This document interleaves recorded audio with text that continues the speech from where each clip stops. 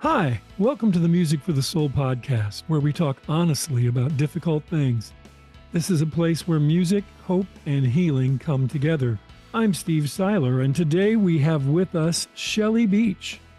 Shelly is a multi-award winning author, an educator, a speaker, and a mentor of writers through some wonderful writing workshops that she's developed. And full disclosure, she serves on the Music for the Soul board of directors, so she might say something nice about us. Welcome, Shelly. Hey, Steve, it's so good to be with you. Thank you so much for being with us today. We need to acknowledge that my awesome co host, Becky Nordquist, is not with us today due to a migraine. So we send her our best wishes and hope she gets to feeling better soon. Do you remember how we met? Yes, it was, I did a radio show on a program in Florida, and the host connected us. She'd also had you on, and Yes, she connected I us. was So, I was on Leslie Hurst's radio program, and we were talking about the Child of God Project, which is a song we wrote for people who had gone through the sex trafficking experience. And she went to commercial while I was on the broadcast, and the advertisement was for an interview upcoming with Shelly Beach, author of Ambush by Grace. And I was just embarking on working on the caregiving project. So when Leslie came back on, once we'd finished our show, I said, "Hey, can I have that lady Shelley's phone number?" yes, And she gave it to me, and I called you. And here's the really bizarro part. I called you, and you were on the way to a screening of Somebody's Daughter, A Journey to Freedom from Pornography, which is a Music for the Soul production. yes, How crazy is that? it is crazy. I didn't know who you were, Steve, and when I got to church and I saw the connection to somebody's daughter, I asked a few people at church if they could fill me in. I thought you maybe had a garage band. Well, I did, but that was many moons ago. And they not only, as long as we're talking about meetings, even though Becky's not here today, you actually introduced me to Becky. Yes, I did. How come you decided to do that? I knew Becky's story. Becky and I had become good friends. We went to the same church. And so she had a beautiful voice. She sang in a trio. She also sang solos. And I knew Becky had both the musical talent, the story, and the communication skills to really be an asset to Music for the Soul. That was my hunch, my desire. So I connected you, and well, now And we she know. certainly has been all those things. It was interesting to hear her side of it. When you invited her, she was feeling tired. She really didn't want to go. And her husband encouraged her to go. And he was getting ready to mow the lawn. And she told him, "Well, you go out and mow the lawn and talk to Jesus. And if he tells you that I have to go, then I'll go."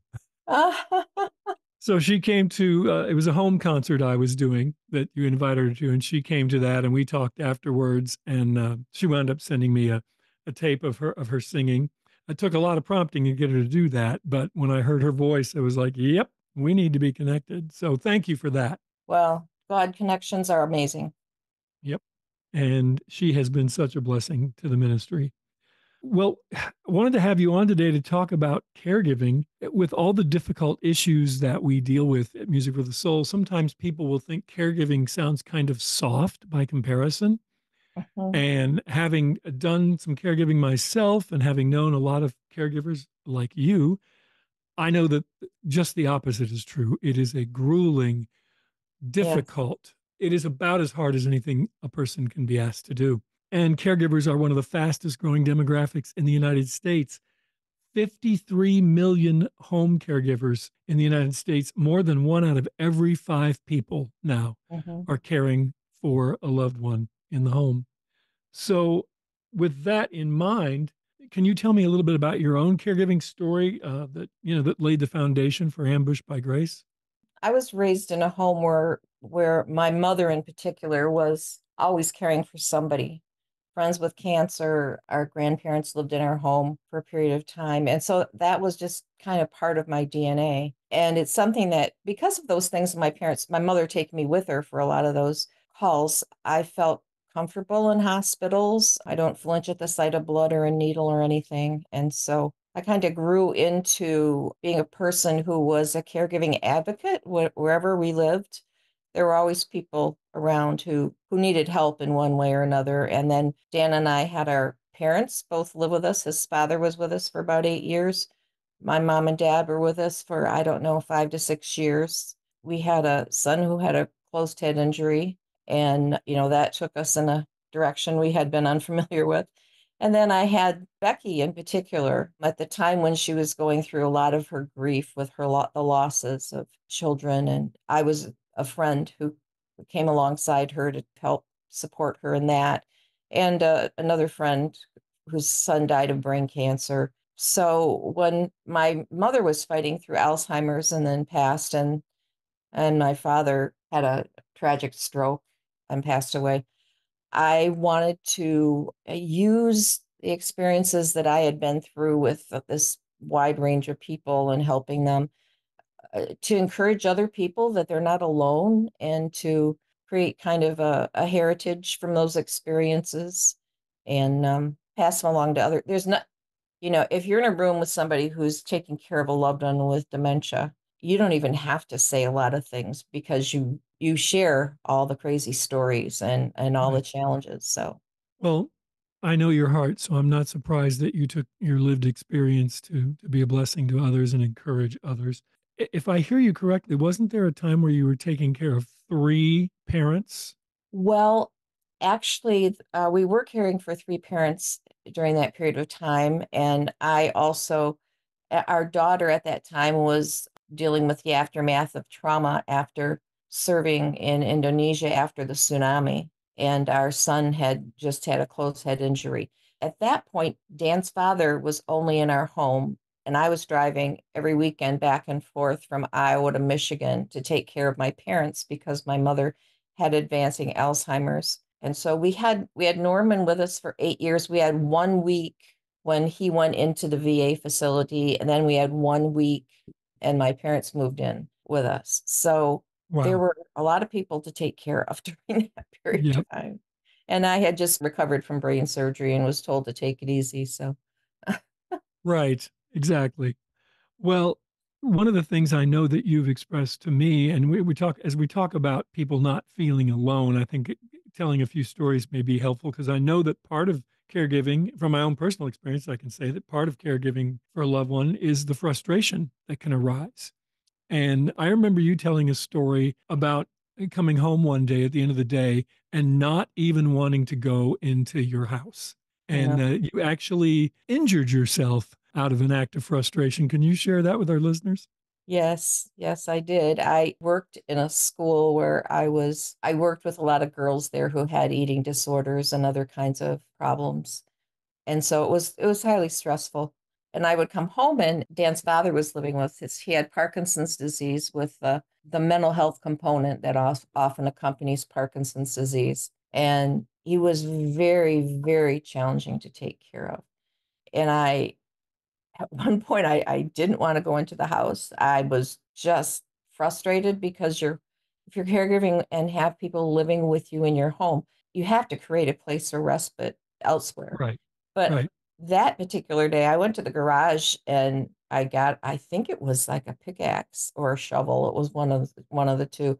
And there was a place out in the front of our yard where giant mound of ice had formed but near a downspout. And I just started wailing on it and smacking it and going, I can't do this. I can't do this. I don't have the resources. And yeah, and I tore was a ligament, I believe, away from the bone in my chest. I now have what's called costochondritis because I was obviously very strong-willed about what I was doing or expressing a lot of frustration. So, what I'm hearing is frustration to the point of anger and even rage is a possibility for a caregiver. But I Yeah. would encourage people if you're going to hit something, hit a pillow, hit hit Hmm. hit the bed. Or one person told me go out in the yard, take an old plate you don't need anymore, and smash it on the driveway. There are ways to do this to get these frustrations out without injuring yourself. So, Yes. but Yes. so understandable. Well, Shelley, I'm an only child, so my caregiving experience was not complicated by However, it was sibling. intense. It was intense, but it wasn't complicated by sibling issues. And I know Becky's story was. Can you talk a little bit about how to navigate when you're caregiving for a parent or an elderly person and the family members don't agree on how to proceed? Well, I think that it's important to begin early on talking about a plan with family members. So if it's going to be the husband's mother and father or whatever, talking to his siblings and his parents all together in meetings, asking questions like, what living situation would you like most? I think most people would say, I'd like to live in my home forever, which is Right. generally not possible. Hmm. And then in talking through issues, who has the flexibility to be able to perhaps have mom and dad in the home, or mom or dad, or whatever the circumstance, who has best access to medical care, who's best able to help financially, perhaps, because Right. not everybody can pitch in doing the same things. Right. So, kind of creating a plan about what you would like to have in place for those who are being cared for, and then what would make it workable for the siblings that are caring for that person. What I hear in all of this is communication being a big key, and communication early. Yes, yes. And actually, I would suggest that people start like whenever you have a Christmas or a Thanksgiving gathering or whatever, begin the gathering of information. There's so much that you need when the crisis hits or when you get to the point where you have to make decisions quickly. It's really important to know where the key is to their bank lockbox, or Right. where the insurance papers are kept, or if they have $300,000 stashed in an account somewhere, or if they don't, or what the financial constraints are going to be for the scenario you begin to try to build and prepare for. So, in the back of one of my caregiving books, I have an entire appendix on all of the issues you need to work through. Who are all their doctors? Right. When do they want to prepare a power of attorney or a durable power of attorney, other information like that. There's just a huge list, and you don't want to try to sit down and think you can do that over one weekend. So, that preparation that starts early on and kind of get it to be a regular part of family dialogue. Hmm. The other thing that I think I've heard you talk about in the past is that if there are disagreements, maybe perhaps seeking some mediation. Yes. And I just discovered recently that Volunteers of America do mediation free of charge. And if you Oh, call Volunteers of America in your area, in your local area, you might want to use their services, or perhaps you want to use a pastor, or I would recommend somebody who has some skills in managing conflict, sure. or, helping do this kind of juggling act of making sure everybody is heard and everybody feels heard. So So important. yes, very important. And it's important for the parents to be part of the process, to be able to articulate what their desires are. Yeah, I'll tell you, there are so many people I know right at this moment who are going through this.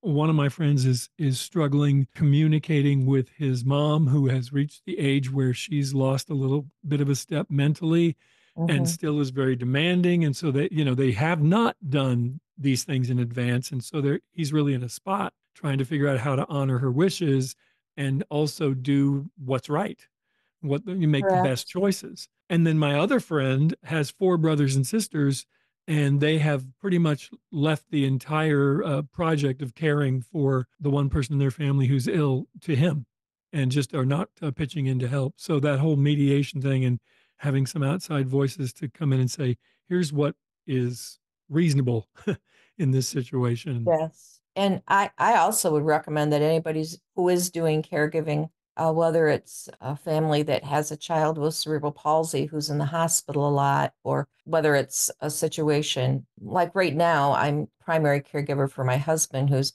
been determined to be 100% permanently and totally disabled by the VA. So having someone that you can bounce things off of, whether it's a counselor, a therapist, and that is one of the biggest roles, I think, of the Music for the Soul Dignity Project, is that you immediately feel heard when you hear these songs.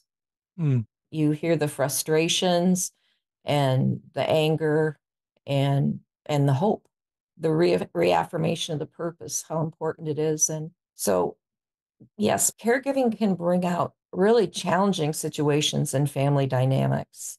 A lot of them revolve around money. A lot of them revolve around whether or not all the siblings want to care for mom and or dad and how things should be done. You know, if you have one sibling who's like myself, a teacher with research skills, and by nature, I'm always writing something and cataloging things. And then you have another sibling who has never really had any reason to learn to do those particular things Right. and gets very, very sick at the sight of blood or needles or anything. You have to consider all those things Mhm. and figure out how to navigate them without causing family schisms. Yeah, you're reminding me of the scripture where Paul says, the eye is not the elbow and the elbow is not the foot. I'm paraphrasing very badly, but you know what I mean. Each Mhm. person has their gifts. So, what are the gifts that each individual in the family has that can be applied to the Right. situation? And so that So people aren't out of position. yes. Yeah. Dan's sister and brother-in-law were not able to physically help with the care of Dan's father, but they did respite for us. So they would So come important. a couple times a year and they would stay in our home and take care of Dan's father so we could get away and get a break.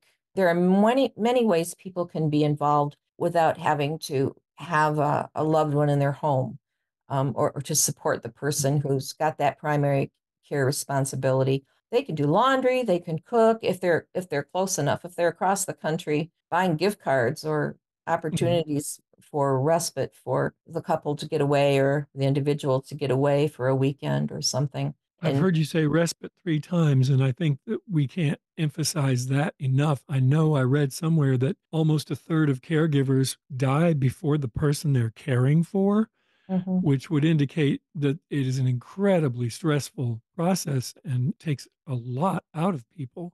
So finding that time to get away, to have quiet, to replenish, or just to get a good night's sleep, all of these things, I mean, they're very basic, but very important. absolutely. And I think personally, this comes easy for me, especially if I'm asking for other people. But if you have a friend who has a hot tub, ask Yes. when you could come and maybe once a week or once a month or whatever and make use of that. Or a good friend of mine had a lot of small children. She had a hard time keeping up Hmm. with all the housework, but I had her come to my house with a couple of the kids, which totally mesmerized my mother. She loved watching children, and so did my Hmm. father. And I could go downstairs and take a nap. Hmm. And then during the week, I would go over for her, and she'd leave, and I'd work on cleaning her house a little bit. One of my Well, favorite places for respite, our daughter had a little, I mean, like 500 square foot cabin at a Bible conference grounds, and it had a little loft for an extra sleeping space. I would go to that little cabin of hers, crawl up in the loft, and just fall asleep. I've heard you call this me time. Yes. This is going to sound crazy, but it is one of the motivations behind my helping my husband buy a Harley Davidson. We both were fond of motorcycles. We both had motorcycles in the course of our marriage. He always wanted a Harley, didn't have one. I had a little bit of income come in. Well, it was more than a little, but it was enough to make a major, major dent in purchasing a used Harley for him. And that was actually our probably about 75% of our therapy. That's an interesting suggestion for caregivers. Get a Harley. Yeah. Get a Harley. I highly recommend it. Or get something with a sunroof, or get a convertible or whatever. What I'm hearing is whatever you would enjoy, whatever special Yes. thing you would enjoy, make some time for that if at all possible. Yes. I know that one of the things that was really challenging for me when I was caring for my dad, I wanted to honor him, give him his dignity. Those things sometimes felt like they were in direct conflict with the decisions that I had to make. And so, can you talk a little bit about the emotional cost that we go through when we're trying to do the right thing for the person's care, but also navigate that minefield of what they want and what they may not be able to have. Right. You describe it well when you talk about it being a minefield, because there are so many decisions as caregivers that we must make that are going to be uncomfortable or even hurtful to somebody, Hmm. whether it's our family is inconvenienced in some way, or your parent or parents being taken out of their home that they wanted desperately to live in until the Right. very end of their life. That's simply not possible, or it's not within the realm of keeping them safe Hmm. very, very often. And so, looking for alternate solutions. The mental toll that caregiving takes on people is really, it can't be underrated. Family dynamics can get really, really messy. I compared it to pulling out the family refrigerator, or a refrigerator, and finding all that family gunk, dirt Hmm. under there, and having to deal with it. It's continual grief, especially Hmm. if you're caring Hmm. for parents who are going to die or Right. a child who's going to die. I've walked alongside several people who have lost their children to cancer, something hugely terrible.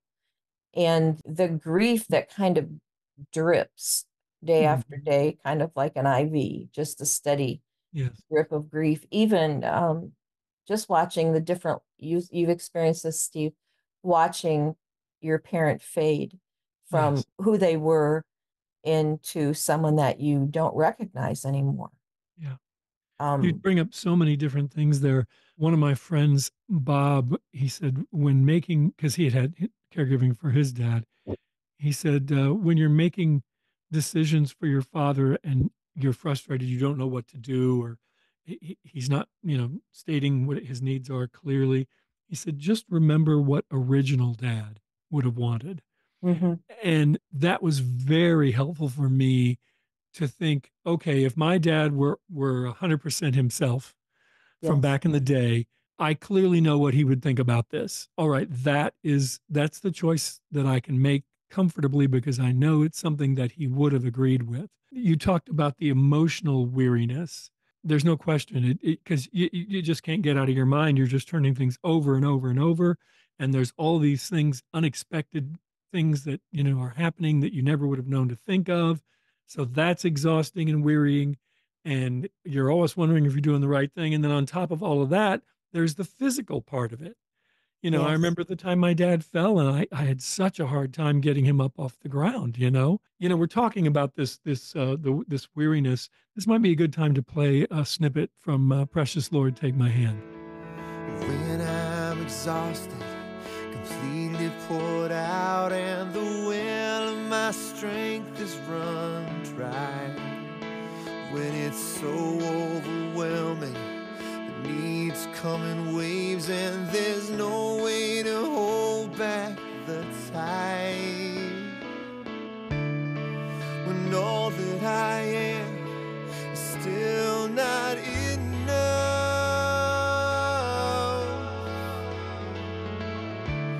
when fatigue and frustration speak louder than love.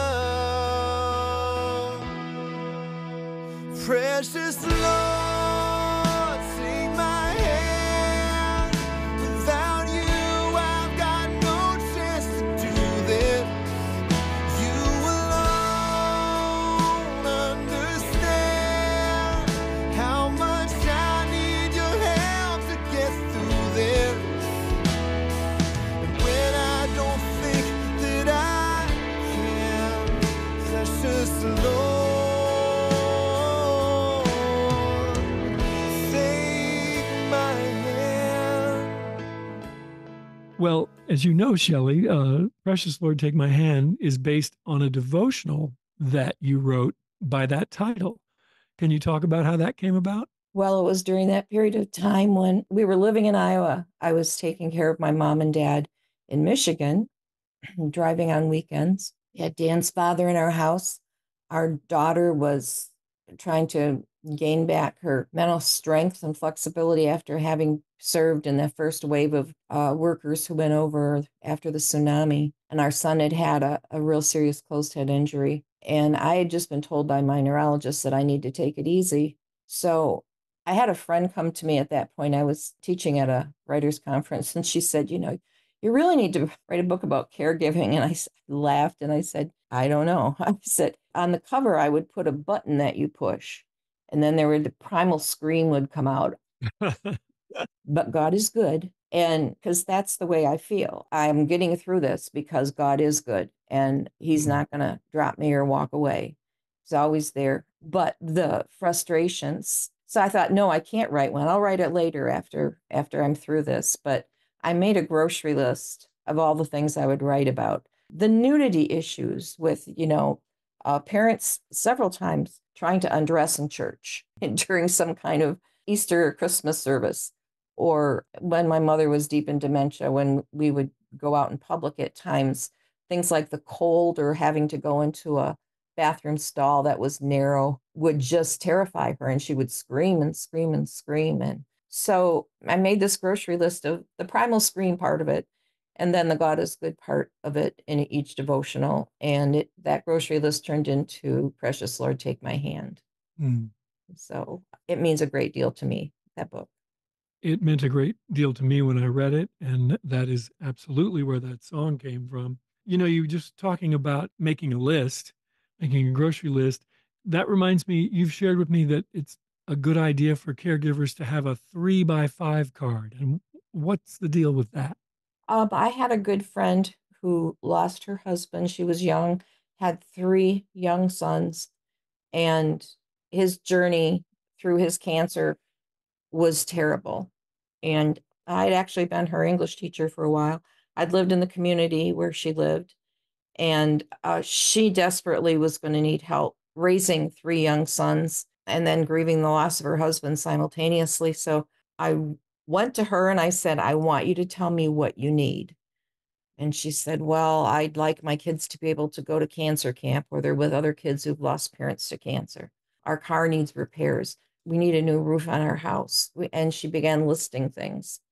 And so I got different colored 3x5 cards, and I categorized what she needed. She needed financial help. She needed practical things like who's going to help me get the kids three different places at one time, like for medical appointments or Right. after school games or those kinds of things. She needed house repairs. She needed car repairs. She needed laundry done, and she needed someone to help her with cooking. So those were categories were represented by different colors on these cards. And small town, 1,200 people. And so everybody knows everybody. I took the cards to the Christian school where my husband and I had worked, and I handed them to the secretary because she was a lady who's real hard to say no to, but she's also very kind and sweet. And I said, I want you to circulate these cards and let people know what Amy's needs are. And I want, people can sign up according to their Right. abilities. If you can cook, cook. If you can do laundry, do laundry. If she needs meals, or if she needs her snow taken care of on her sidewalks in the winter, whatever. And the blessing of this was that her husband was enormously concerned about things like the roof on the house and other things, and how Amy, what's she going to do when I'm gone? And Mhm. before he passed away, he saw many, many things on that list completed. And there was a peace that came to him knowing that she was going to be well cared for. So it was a way to help develop an advocacy team around her. Very Mhm. simple. And there are apps now. One's called Lots of Helping Hands, and that can also help organize the same kind of effort. Well, what I hear in that is the ability for a community of people that care about someone, instead of everybody making the same tuna casserole, finding out the different ways that they can help and having that information available. It occurs to me that a person could even create 3x5 cards for themselves that they carry with them. And when somebody says, Yeah. hey, how could I help? You could whip them out and say, well, Yes. here's Here, some of take the your things I pick. need. Here, Yeah. take your pick. Yeah. It's such a relief. That concept of building a team around people who are caregivers is so important. The Mm. church needs to begin teaching this Yes. about how we love one another.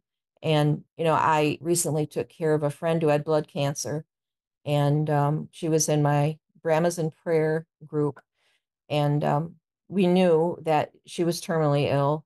And so I was the one person who went to her. This was during COVID and everything. And I was the one person who went to her house. And then I went to Mayo Clinic with her, and I traveled with her quite a bit. But every time I saw her, I would ask her what she needed. what do you need? Sometimes it was financially related and, she didn't have the money to get new tires on her car, or she needed money so that her daughter could stay with her over a weekend when she might need to have testing at Mayo or whatever. And I was able to do a couple of GoFundMe's for her that helped her pay for some expensive things, but mostly it meant that her practical, just little things, she couldn't get to the grocery store.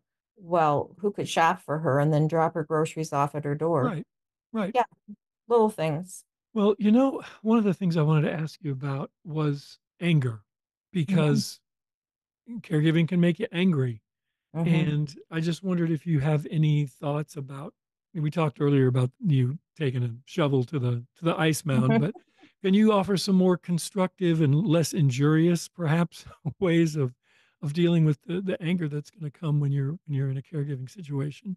I think that support groups of other caregivers, whether you need to do that online by Zoom, or whether you can physically be with people, to understand that the emotions that you're going through are a normal part of Mm, grief and yes. loss. So talking to people is extremely helpful. A therapist, a counselor. I know that I couldn't afford to go every week, but I could afford to go, like once a month or twice a month. And as much as I could, I went. Then also, well, first of all, to understand that anger is normal. I Right. mean, there would be something wrong with us if we were watching a loved one suffer and we didn't feel anger about that.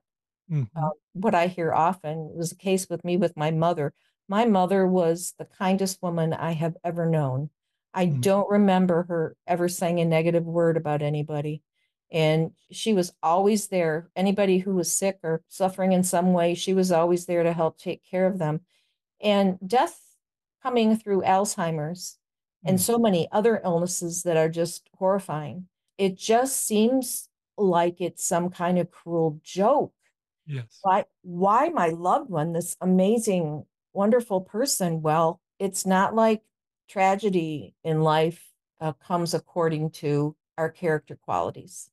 It True. falls on the just and the unjust, and sometimes the things that we pray for we don't see them, at least with our limited physical eyes, come to Hmm. pass. But it's my faith in God and His character that has to be at the foundation of all that, of the anger and learning to let it go. Hmm. Somebody talked the other day about going to, what is it, one of those smash rooms? You pay for an hour and you go in and they give you like a sledgehammer and you break things. I thought, well, I think that might make sense in certain situations, but learning to deal with it, that was one of the reasons I wrote Precious Lord, Take My Hand.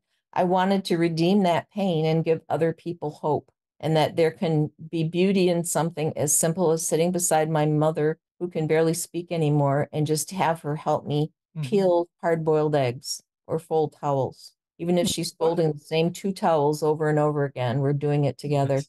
So What finding the about beautiful in the ashes and the pain. what about when your anger is at God? I think God's up for it.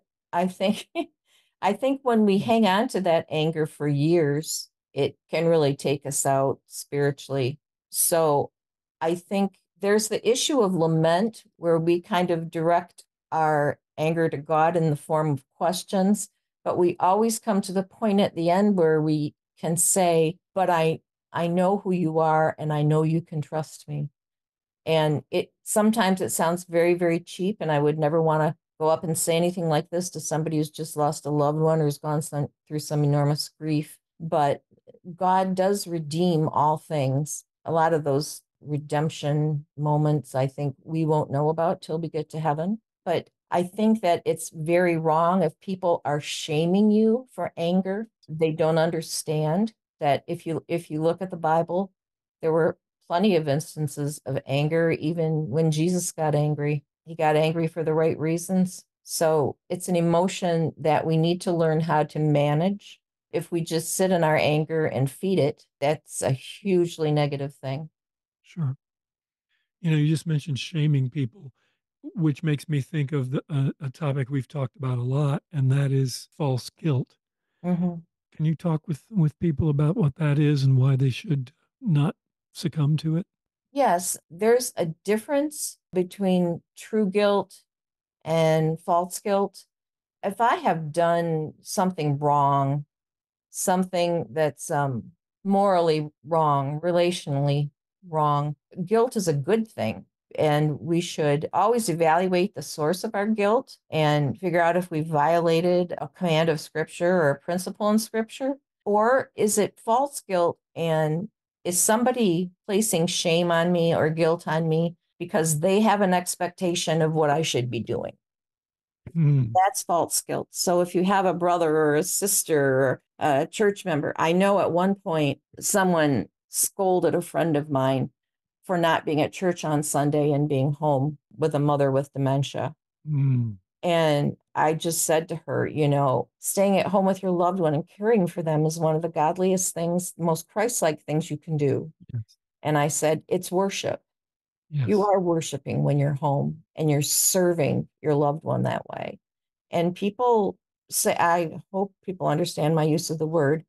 They can say ignorant things, meaning that they don't understand. They're not trying to be unkind, but they don't understand. So false guilt often comes from condemnation of other people or the attitudes of other people, or self-condemnation. Hmm. If we have a voice in our head that's saying, Yes. yeah, but I was raised to be in church every Sunday and I stayed home because I don't feel well or whatever. A lot of times that false guilt comes from Satan accusing us Well, of, that's why it's so important, as you said earlier, to be in a support group or at least speaking with other people who have walked the caregiving road, who can affirm for you what's real and what's not, yes. and who can give you the permission that you need to feel what you're feeling, and to not, do a head trip on yourself because you're feeling whatever it is, tired, angry, frustrated, guilty, all of those things. I mean, I experienced all of those emotions in the Mhm. process of caregiving for my dad. Well, Shelly, we could go on for a long time. There's so much to cover in the issue of caregiving, but what I would love to do is have people know how they can get a hold of you. Can you tell them about your website and how they can reach out to you if they have questions? My website is shellybeachonline.com. And you can also find me on Facebook, Shelly Beach Author, or Caregiving Journey, two other places to find me. Well, we just want to close as if Becky were here, she would say, "Okay, Shelly, if you could just say one thing, what is the one thing that you would say to encourage somebody out there today who is currently caregiving? What would that be?" That I believe that caregiving is one of the most Christ-like things we will ever do, because we are serving and loving others without expectation of anything coming to us, any benefit coming to us. It's a selfless act. And so you're being most like Jesus when you are caregiving and sacrificially giving of your emotions, your time, your money, everything. Amen to that. Well, Shelley, thank you so much for making time to be with us today. It's been wonderful talking with you. Thank you for the opportunity. If you enjoyed the discussion today, please share it with a friend and give us a positive review on iTunes. And please visit our website, musicforthesoul.org, where you can stream or download every song in our catalog, including Precious Lord, Take My Hand. Read our lyrics, our healing music guide, our blog posts, and much more. Thank you so much for listening. God bless.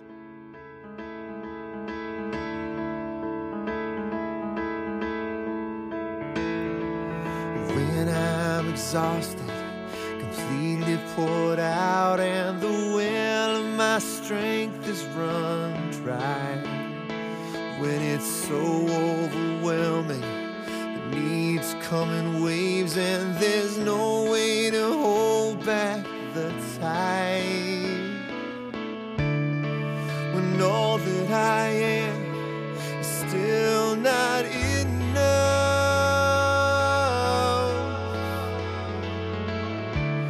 When fatigue and frustration speak louder than love.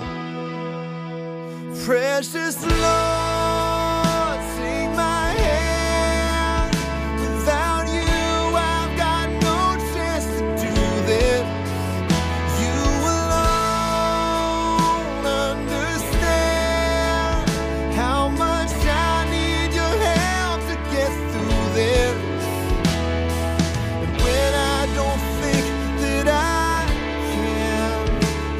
Precious Lord, take my hand, take my hand. My heart is breaking, 'cause I know the end, and I'm looking for someone to blame. When I'm pushed to the limit, emotions are raw, and the anger erupts hot like flame. When every last ounce of patience is gone, when I feel like a failure who's getting it wrong. Precious Lord, take my hand.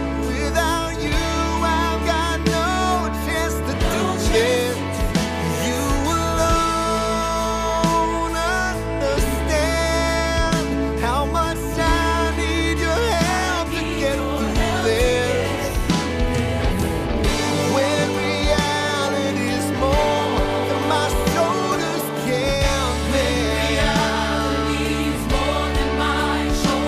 Lord, give me the grace to care the way that you care.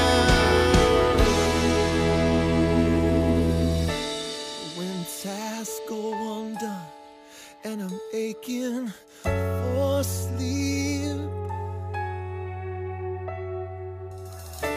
when there's not enough time and there's no time for me.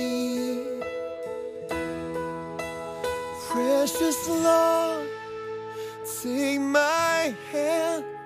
Without you, I've got no chance to do this.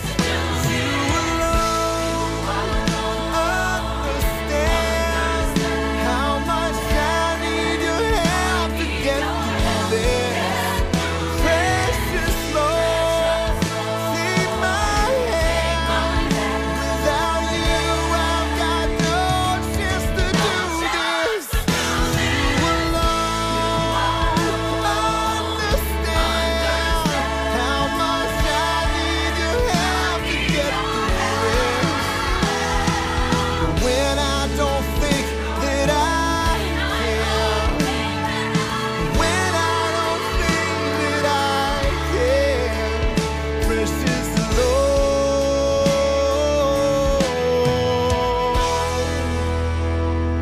take my hand,